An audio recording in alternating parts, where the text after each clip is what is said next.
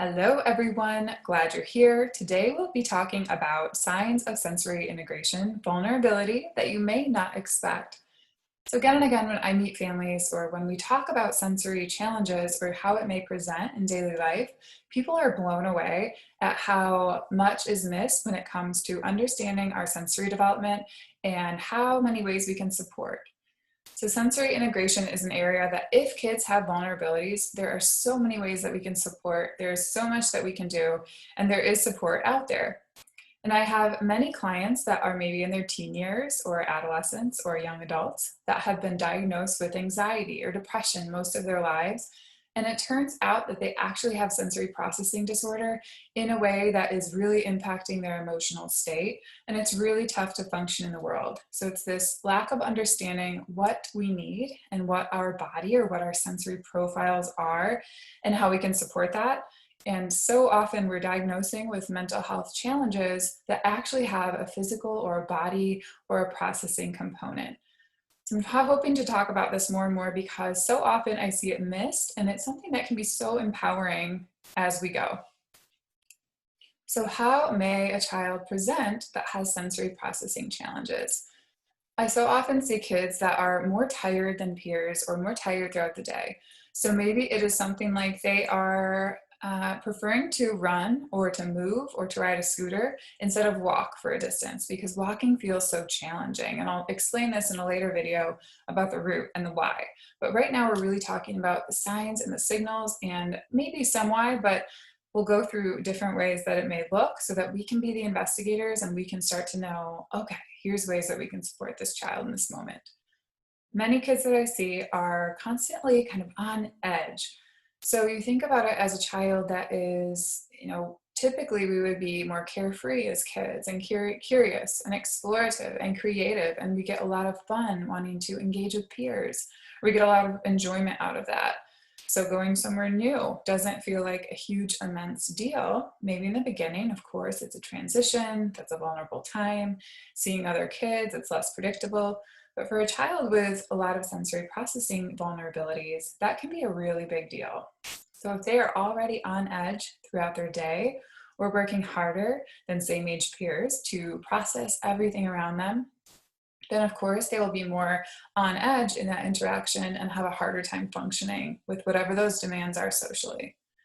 So sensory integration is really about how we are processing the world and taking in the world and all of the sensations or all of the information, all of the sounds, all of the sights, all of the feel of gravity even throughout the day, which is something that's less often talked about with sensory challenges or sensory systems. So often we might see that sensory processing is all about a slime bin or some fidgets, and yes, while those can be helpful and those can be fun resources, it's really this global developmental time that happens in the sensory motor stage, especially. So until a child is around age 7, and this is a rough estimate because every kid is so different, but until they're about 7 years old, it is like a sensory processing explosion. So the sensory motor development is really, really on fire, and they are getting most of the information about their world through their senses or through their body and through this physicality. And most of us go throughout our days, and it's really pretty easy to process all the things around us. So we're subconsciously going through this process of locating and sorting and filtering information. And our brains are doing this automatically. So our brains and bodies are taking in everything around us, and we're able to see this full picture of what is happening. So this is the integration of every bit of information that we are getting. So right now, I am using my ears to control my voice volume and to know how much force to use to share my voice. I'm getting feedback about where I am in space and a postural system. So sensory systems really set our ability to have posture in space and know how much to control our muscles or to activate our muscles in order to meet those demands of gravity moment to moment. So if I were having difficulty with that and I wasn't sure how much to activate my body and I really, really had to work to sit up, of course it would be more challenging or there would be fewer resources left over to process everything going on around me. So it may be that I have a harder time processing what I'm seeing or a harder time hearing. These may be the kids that when you say their name, they're just not paying attention at all because they're putting so much into other areas or other sensory systems that they can't integrate everything going on at the same time. This could mean that a child is taking in all the sounds of the room and all the sights of the room, and they aren't sure what to pick out as most important. So the human voice may be less easy to filter out. Other things that I see in kids that I work with again and again is that they are more sad or they're more angry or they have more behavioral challenges arise. Because, of course, again, if we are putting so much energy into processing the world around us and figuring out what it means and trying to understand, we are wired to understand. So if they're having trouble with that, it's this really big energy kind of suck throughout their day. It's really tough. And of course, it's almost like when we adults are sick or when we haven't gotten much sleep. It's like you're more irritable, things are harder, we're going about our day in this more drudgerous way. And it feels like everything is so effortful. And if somebody says something, maybe typically we would be able to process it and brush it off or regulate our emotions around it. But if we are sick or if we are tired and we just aren't feeling good, maybe we're really physically down and it's just taking a lot to even go about our day, that's what a kid with sensory processing vulnerabilities or sensory processing challenges may feel like all the time. So it's this constant kind of ability or difficulty, rather, to just go about the day in a routine, sequential, organized, regulated, calm way where they feel safe and secure and are able to connect with others in the world. Other things that I see is a child that may avoid hard things. So they start to do something hard and they immediately want to give up, or they immediately have a big explosive reaction. Or it's really tough to stick out these frustrated moments that just feel like too much. So they may say, just you do it, you do it, you do it. Or I can't do this. This is so hard. Or like, no, I don't want to. Or these are kids that just avoid it. So I see so many kids that have really, really kind of subtle ways of showing this avoidance or this avoidance of hard things or staying in that frustrated feeling or sensation. And it can be for many different reasons. One is that because sensory integration is constantly locating and sorting and picking out what information is important, it sets up this ability to see all of the ways that things work in the world. So instead of having this more black and white thinking of there's only one way to do it and I don't know what that way is, and my brain or my body is having a hard time picking out and sorting and filtering and sequencing and planning all that information. We don't think about all these details or all these things that are involved in sensory processing and putting together this map of the world. So if a child has a hard time, they're immediately feeling reactive because they can't visualize all these other alternatives because their map of the world is really piecemeal versus seeing this big picture and knowing what to do. The other way this can, that can drive this, the other thing that can drive this is that the child is feeling something in their body, a sensation or an emotion. Maybe it's shame because they don't know how and they think they should be able to do it. Or just at a subconscious level, it's feeling really tough and there's something in their body that's really hard to sit with. So for kids with sensory vulnerabilities, those feelings can be really, really intense. So of course, if a child is feeling this really intense feeling in their body, they're out. They just want to go to the other room, or I see this really subtly often with kids that will just go do something else right away, or give it up immediately and just kind of distract everybody and go to the next topic because it's so uncomfortable and it feels so big to them. So it's these really subtle cues that they're giving because kids can't say, this is really hard for me to sequence, or this planning is really tough for me because I'm seeing the world in bits. They don't know any different. And that integration of sensory information, of all of this information around us. So right now I'm looking outside, there's a tree, there's blue sky, there is stuff in the room, there's a book in front of me, there is a coffee by my side, there is the screen that I'm recording on. And if I were having difficulty processing the big picture, it's tough to know what to focus on at one time. So I may totally tunnel out everything around me and focus just on this. So we see kids often that are really, really focused on whatever they're doing right in front of them. And they're not able to engage around it. They're not able to interact with others. They just are really good at sustained attention, but it's tougher when we try to engage or interact with other kids. So of course, playing alone would be more comfortable because their integration of that whole picture sets their perception or their understanding of what is going on. So they don't read other kids' intentions or wanting to play, or they aren't seeing all these possibilities of all these other ways that we could play with these toys and with other kids. So they're set in this predictable, familiar, kind of one path that they know. So that's where the black and white also comes in, is this black and white thinking of, okay, this is what I know, I'm sticking with this is safe, this is secure, versus seeing all these other possibilities that should be fun and evoke curiosity and be exciting to explore and learn and engage. And so often I think caregivers think, or we get used to the way that a child is, and we think, oh, well, they just don't want to do that, or they just don't like doing that for whatever reason. And absolutely that can be true. However, when we think about development and when we know kids and learning, it really is meant to be this fun, engaging, exciting process. So if it isn't, that is a sign that there may be something underlying that we need to support or we can support. And hopefully it's empowering versus kind of labeling that child as, oh, well, they just don't want to do things. They're lazy or they're manipulative, so they want you to do it. It's just easier.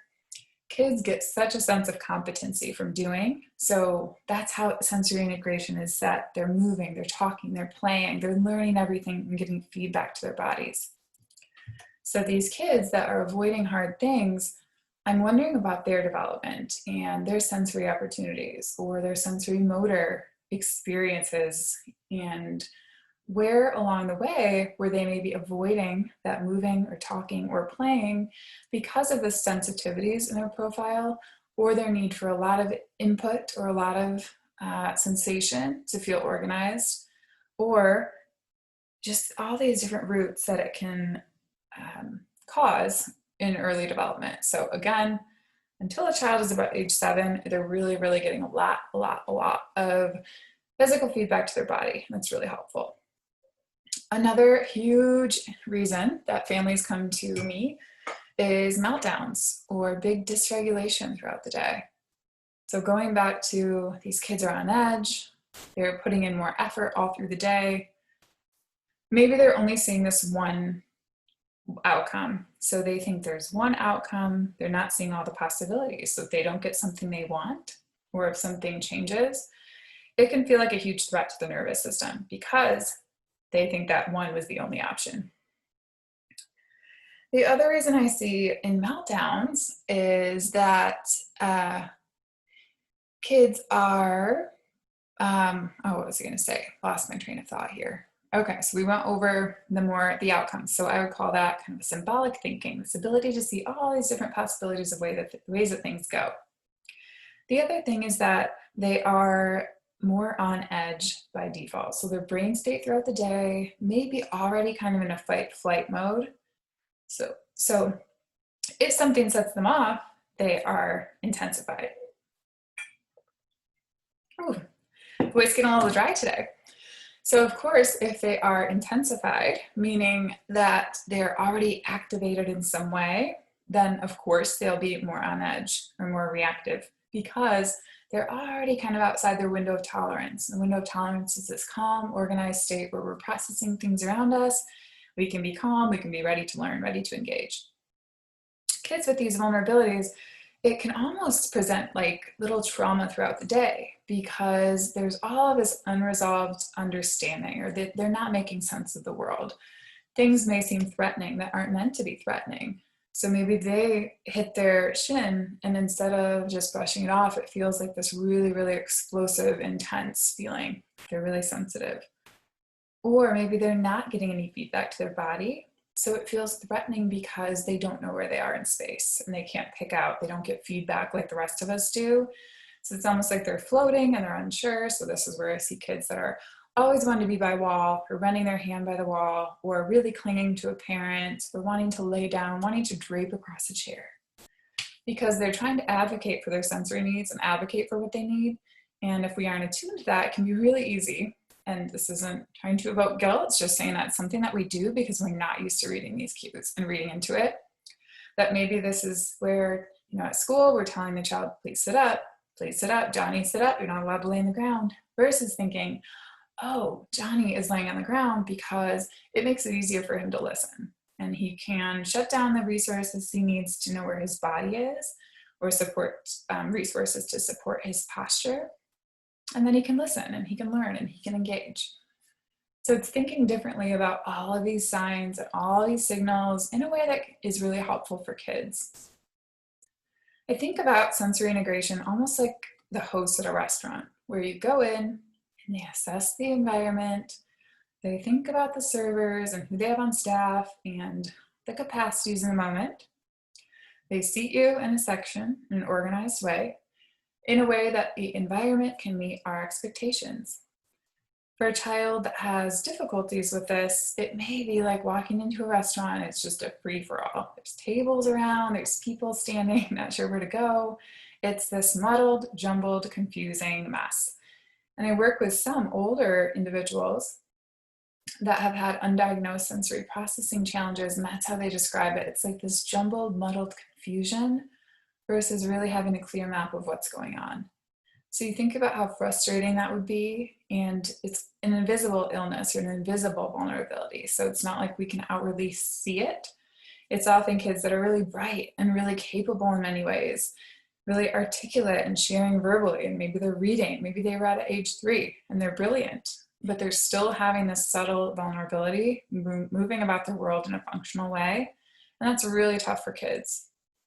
So kids, again, can't tell us when they're having a hard time. It's really up to us as professionals and caregivers, and by no means as a caregiver are you expected to be able to read all these sensory cues. It's pretty high level even for clinicians.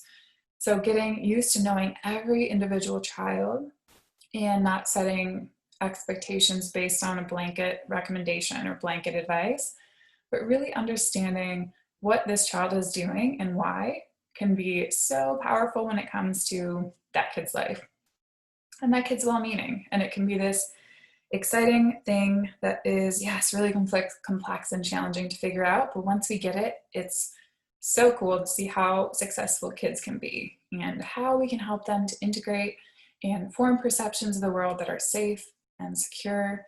And then they can explore from there. And it's such a difference if we have attuned caregivers and professionals working as a team. It's such a difference for those kids. And I was just talking with a friend today about the difference in orchid children and dandelion children. And you think about orchids and how they need this really specific care and location and water, or not a lot of water, just a little bit of water, just at certain times of the week or just certain times of the month.